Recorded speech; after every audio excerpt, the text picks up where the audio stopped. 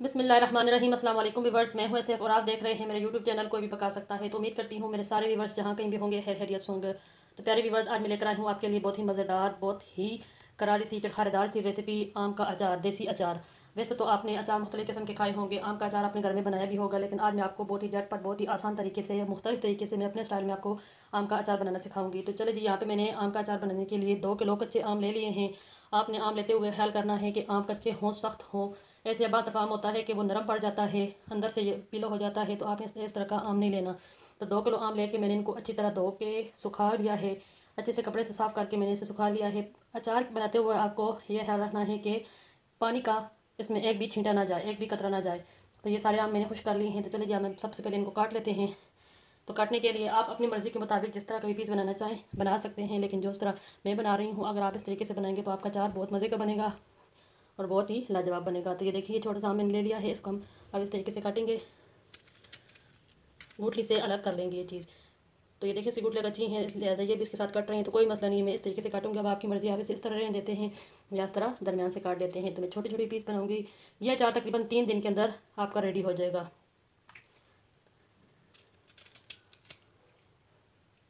ये छोटी पीस करेंगे तो ये जल्दी से गल जाएगा, जल्दी से तैयार हो जाएगा। आपकी मर्ज़ी, आप इसे पूरा भी रहने दें। तो मैं इसे इस तरह दूसरा आम भी काट लेते हैं।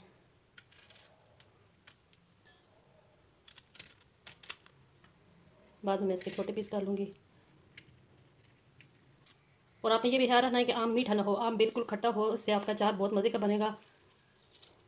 तो चलिए जी, इसी तरीके से ये सारे आम मैं आपको काट के दिखा देती हूँ। देखिए, ये जो गुठली के साथ गुदर रह जाता है, ये भी मैंने काट के इस तरह रख लिया है। बाकी आमों को भी मैं इस तरह काट के इस तरह के पीसेस बना के अपने पास रख लेती हूँ। तो देखिए जी, यहाँ पे मैंने आम को अच्छी तरह से काट लिया है। जो बहुत छोटे आम थे उनको मैंने इस तरह सेंटर में से कट लगा लिया है, और जो थोड़े बड़े थे उनको उस तरह से गुठली के ऊपर से उतार के गुठली मैंने सारी निकाल दी हैं, और गुठली के ऊपर से जो गुदा रहता था वो भी मैंने निकाल के एक साइड पर रख लिया है।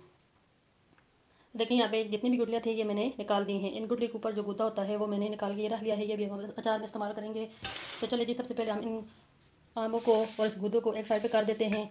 तो आ जाते हैं हम अब अपने मसाले की तरफ। मसाले में सबसे मैंने लिया है 2 टेबल स्पून यानी 2 खाने के चम्मच मेथी दाना, ये मैंने साफ़ कर लिया है। 2 टेबल स्पून यानी 2 ही खाने का चम्मच मैंने लिया है यहाँ पे सौंफ, और 1 खाने का चम्मच मैंने लिया है काली मिर्च का।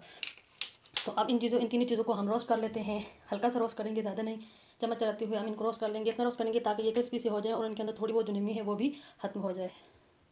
तो यहाँ पे मैंने चूल्हे के ऊपर पैन रख लिया है, आग मैंने जला ली है। इसके अंदर मैं डालूँगी 2 चम्मच खाने का 2 चम्मच सौंफ, 2 चम्मच ही मैं डालूँगी मेथी दाना, और 1 चम्मच मैं डालूँगी काली मिर्च का। इनको हम हल्का सा रोस्ट कर लेंगे। इनका कलर भी हमने नहीं चेंज करना, ना इनको जलाना है, बस हम इनको हल्का सा रोस्ट करेंगे ताकि ये बिल्कुल क्रिस्पी हो जाए। क्योंकि मेथी दाना थोड़ा सख्त होता है, तो ये थोड़ा क्रिस्पी हो जाएगा, तो फिर मैंने इसको आसानी हो जाएगी। चलिए जी, यहाँ पे हो गए हैं 2 से 3 मिनट, इनको मैंने रोस्ट कर लिया है। इसमें से सौंफ की अच्छी सी खुशबू आना शुरू हो गई है। तो अब मैं चूल्हा बंद कर लेती हूँ और इसको निकाल लेती हूँ एक प्लेट में। और हमने इसको गरम नहीं पीसना, इसको हल्का सा फैला के रखेंगे और हल्का सा ठंडा करके इसको तब हम पीस लेंगे। आप इसकी आवाज़ सुन सकते हैं कितने क्रिस्पी हो चुके हैं। तो यहाँ पे मैंने ले लिया जी एक मिक्सी का बाउल, कटोरी ले लिए है, ये मैंने मिक्सी का जार ले लिया है। इसके अंदर मैं डाल दूँगी ये जो आम का गोदा है, और जो मसाला मैंने रोस्ट किया है इसको साइड में रख दिया है ताकि ये हल्का सा ठंडा हो जाए, ताकि इसे हम अच्छी तरह ग्राइंड कर सकें। तो ये चीज़ें हम इसके अंदर डाल लेते हैं। ये सारा गोदा मैंने इसके अंदर डाल दिया है। अब मैं डालूँगी 2 चम्मच भर के दड़ा मिर्च इसके अंदर। अगर आपके पास दड़ा मिर्च नहीं है तो आप कुटी हुई लाल मिर्च भी डाल सकते हैं, जो पाउडर होता है वो भी डाल सकते हैं, और ग्रीन मिर्च भी डाल सकते हैं अगर आपके पास ये दोनों चीज़ें नहीं है तो। 2 चम्मच भर के मैं इसके अंदर ये दड़ा मिर्च डाल रही हूँ। अब हम इनको रुक के हल्का हल्का चला के दरदरा सा पीस लेंगे। बिल्कुल हमने इसका पेस्ट नहीं बनाना, दरदरा सा हम इसको पीस लेंगे। तो देखिए जी, यह मैंने पीस लिया है और एक दरदरा सा पेस्ट बना लिया है। इसको अब हम इसी प्लेट में वापस निकाल कर रख देंगे।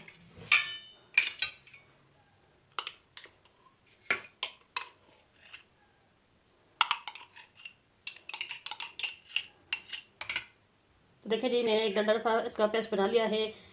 अब इसको हम साइड पर रख देते हैं, और ये हमारे मसाले जो हैं ये अब ठंडे हो चुके हैं। तो इसको अब मैं हल्का सा दरदरा सा इसको कूट लूँगी। मशीन के अंदर मैं इसको नहीं कूटूँगी, मैं इसको सिलबट्टे पे ही कूट लूँगी दरदरा सा। बिल्कुल फाइन पाउडर नहीं बनाना, इससे फिर हमारे अचार में अच्छा सा टेस्ट नहीं आएगा। तो चलिए जी, मैं इसे दरदरा सा कूट के फिर आपको दिखाती हूँ।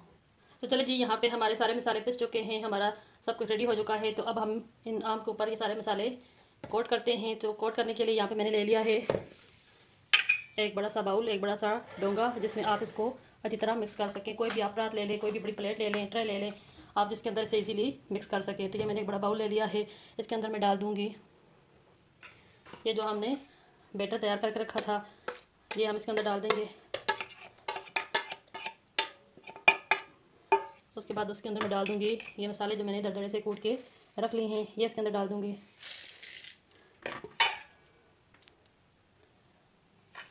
اس کے بعد میں اس کے اندر ڈال دوں گی باقی سوکھے مسالے۔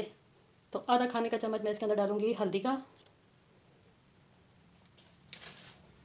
1 چمچ کھانے کا بھر کے میں اس کے اندر ڈالوں گی لال مرچ کا۔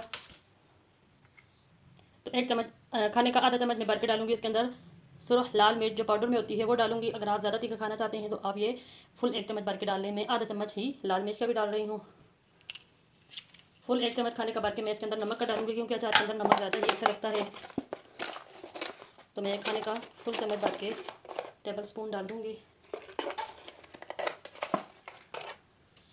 چلے جی، اور 1 کھانے کا چمچ بھر کے میں اس کے اندر ڈالوں گی کلونجی۔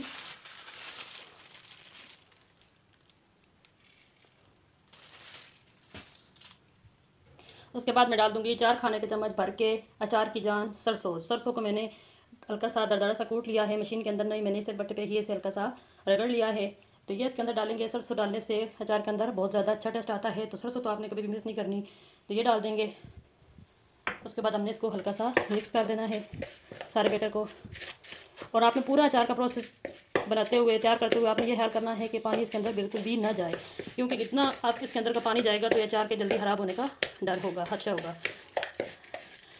اس موقع پہ آپ کو میں ایک بات بتانا چاہتی ہوں کہ اگر آپ بغیر آئل کے اچار بنانا چاہتے ہیں، بعض لوگ بغیر آئل کے بھی اچار کھانا پسند کرتے ہیں، تو اس موقع پہ آپ اس کے اندر اس طرح ڈائریکٹلی آم مکس کر سکتے ہیں، لیکن میں اس کے اندر سرسوں کا تیل ڈالوں گی، کیونکہ سرسوں کا تیل کے بغیر اچار اچھا نہیں لگتا۔ لیکن کچھ لوگ جو ہوتے ہیں وہ سرسوں کا تیل نہیں کھانا پسند کرتے، تو وہ صرف اسی طرح اچار کو کھا لیتے ہیں، تو اس سے بھی اچار بہت ٹیسٹی بنتا ہے۔ لیکن میں اس کے اندر ڈالوں گی ابھی آدھا کپ سرسوں کا آئل۔ یہ سرسوں کا آئل میں نے میٹھا کر لیا تھا گھر میں پکا کے، تو آپ بھی کچا آئل اس کے اندر یوز نہ کریں، اس سے اچار بہت جلدی خراب ہو جائے گا۔ تو یہ ڈال دوں گی اور اسے اچھی طرح مکس کر دیں گے، اور اب اس کے اندر ہم ڈال دیں گے آم۔ تو اس کے اندر اب ہم تھوڑے تھوڑے کر کے آم ڈال دیں گے۔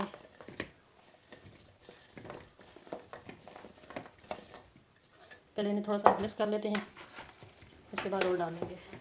تو بہت اچھی طرح سے آپ نے ان کو کوٹ کرنا ہے اس مسالے کے ساتھ۔ چلے جی اب اور بھی یہ آم ڈال دیتے ہیں۔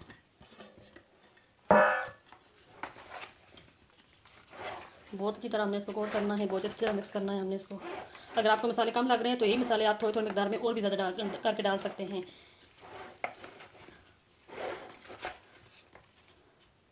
تو چلیے جی، یہاں پہ سارے ہمارے آم اچھی طرح میرینیٹ ہو چکے ہیں، ان کے اوپر سارے مسالے کی میں نے کوٹنگ کر دی ہے، اچھی طرح میں نے اس کے اوپر مسالے کو لگا دیا ہے۔ اب اس کے بعد آپ نے ایک صاف سا جار لے لینا ہے، صاف ستھرا، جس کے اندر پانی کا کوئی بھی چھینٹا نہ ہو، مطلب وہ گیلا نہ ہو، اندر سے کوئی بھی کسی بھی قسم کا ہو، کانچ کا ہو، پلاسٹک کا ہو، تو آپ نے اس کے اندر اس کو بھر کے رکھ دینا ہے۔ تو اس طرح کا ایک ڈبہ لے لیں، میں نے بھی اس طرح کی ایک بوٹل لے لی ہے، اس کے اندر سب میں اس کو بھر کے رکھ دوں گی۔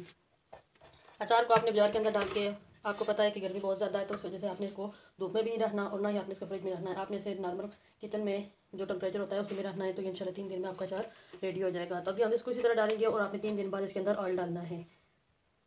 تو چلو اب ہم اس کے اندر جار کے اندر ہم بھر لیتے ہیں۔